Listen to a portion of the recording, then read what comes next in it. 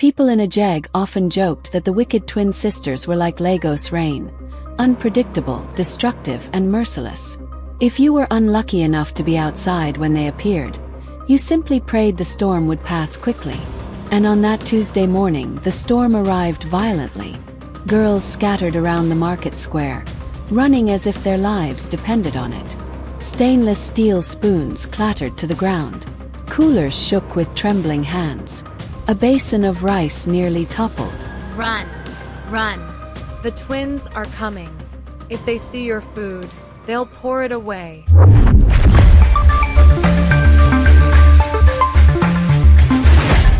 Fear moved faster than the twins themselves.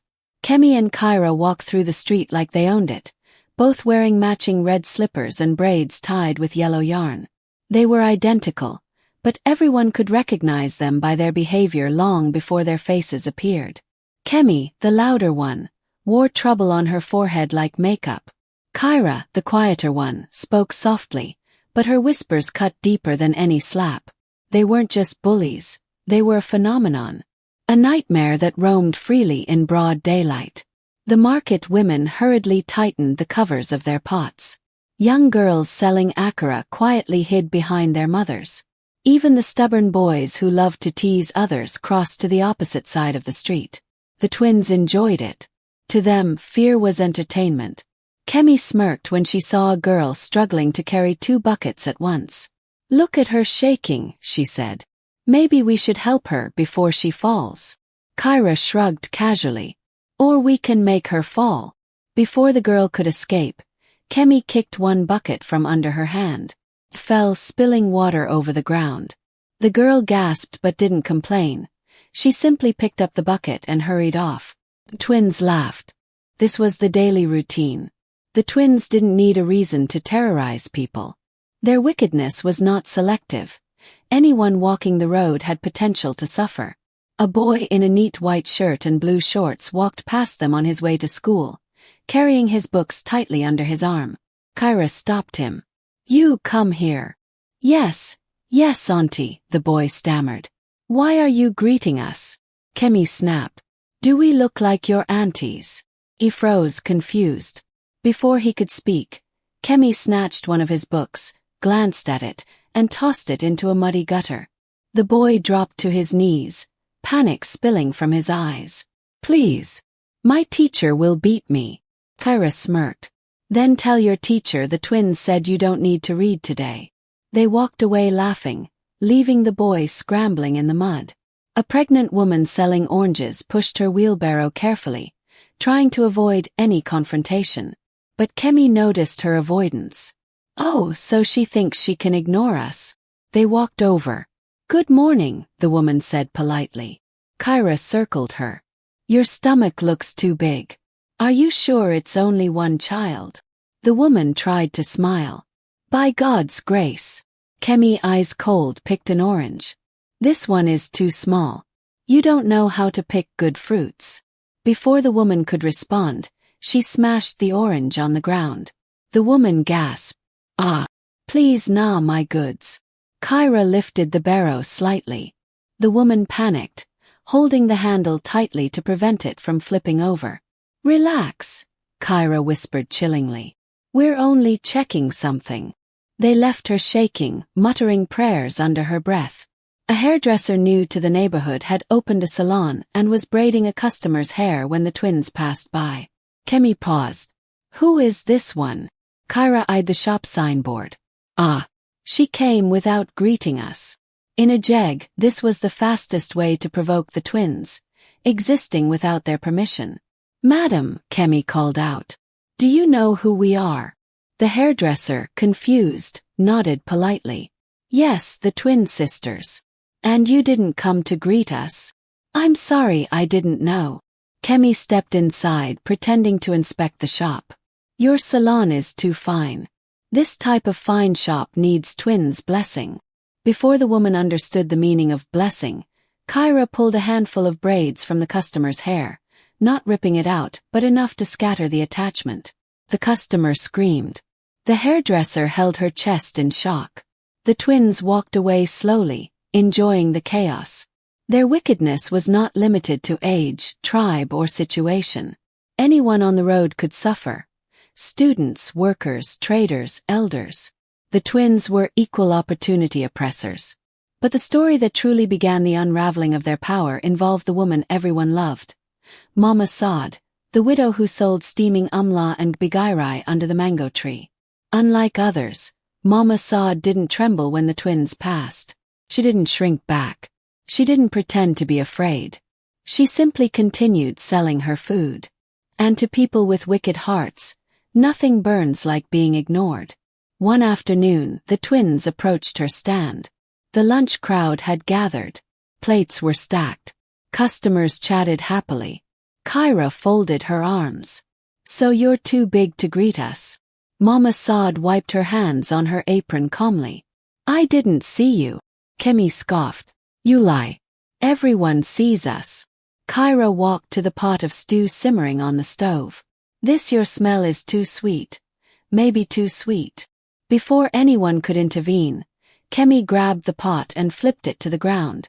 A wave of red stew splashed across the sand. Gasps erupted. Customers stepped back in shock.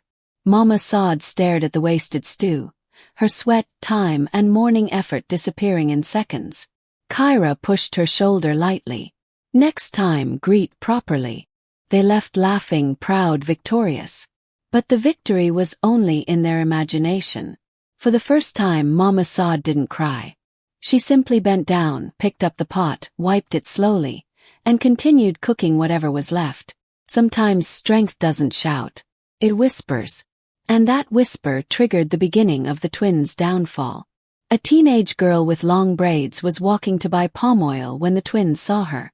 "Ah, who allowed you to be finer than us today?" Kemi asked. Before she could reply, Kaira pulled one braid so hard the girl stumbled. Tears welled in her eyes. Kemi shook her head mockingly. "Next time, hide your beauty." The girl ran off crying. People watching murmured among themselves. Something was shifting. An elderly man carrying a sack of yam tried to cross the road slowly. The twins stood in his path. Kaira smiled coldly. "Oga, are you blind? Move fast." The old man, trembling, muttered, "I am trying." Kemi poked the sack with her foot, causing it to fall. The tubers rolled away. People around gasped. A young man nearby clenched his fists, ready to fight, but his mother held his shirt tightly. "Don't. They're trouble." But even fear was beginning to weaken. One Saturday morning, a small girl, barely 10, walked with a tray of puff-puff balanced on her head. Her mother's livelihood depended on it. The twins approached. Kemi smirked. "Small girl, come here." The girl froze. "Why are you shaking?" Kaira asked. "Are we monsters?" She didn't wait for an answer. Kemi stretched her leg and intentionally tripped the girl. The tray flipped. Puff-puff scattered across the dusty ground. The little girl fell, scraping her knee. She burst into tears, not because of the pain, but because her mother would be devastated. The twins laughed loudly. But this time, nobody else did. People began gathering, market women, Okada riders, shop owners, even children.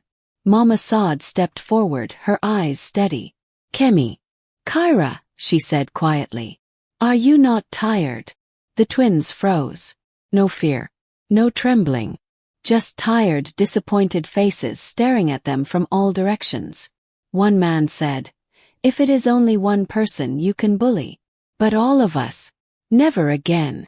Another added, "Today we stand together." Someone helped the little girl up. Others cleaned her wound. A woman offered to buy all the puff-puff that remained. The twins looked around and realized something terrifying. The entire neighborhood had risen, this time with unity. And unity is the one thing wicked people cannot defeat. The twins stepped back slowly, for the first time afraid. Their father returned home that evening and saw a crowd waiting. Complaint after complaint poured out. He lost his temper and kicked the twins out of the house for the night. The next week, their landlord issued a notice. Kemi and Kaira must leave the compound within 14 days. Days passed and everything went wrong. A shopkeeper they insulted reported them to community security. Girls they bullied at school stood together and protested. Their teachers refused to tolerate their behavior again. Their father stopped defending them. People stopped running from them. People looked at them with disappointment instead. Their power vanished. They became like shadows of their former selves. One night, hungry and tired, Kemi whispered, "Kaira, are we the problem?" For once, Kaira didn't defend them. "Yes," she murmured, her voice cracking. "We are." 1 year later, a new peace settled over Ajeh. Mama Sada's food stand doubled in customers. The Puff Puff girl became a neighborhood favorite. Everyone supported her business. Children told stories of the wicked twins around the mango tree. Why were they wicked? Some asked.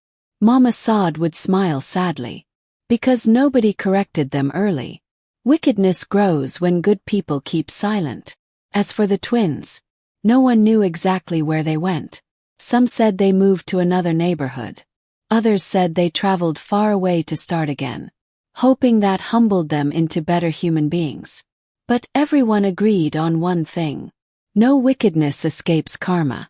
It may walk proudly for a season, but it always bows. Eventually. And in Ajeh, the people lived in peace again, because the reign of the wicked twin sisters had come to an end.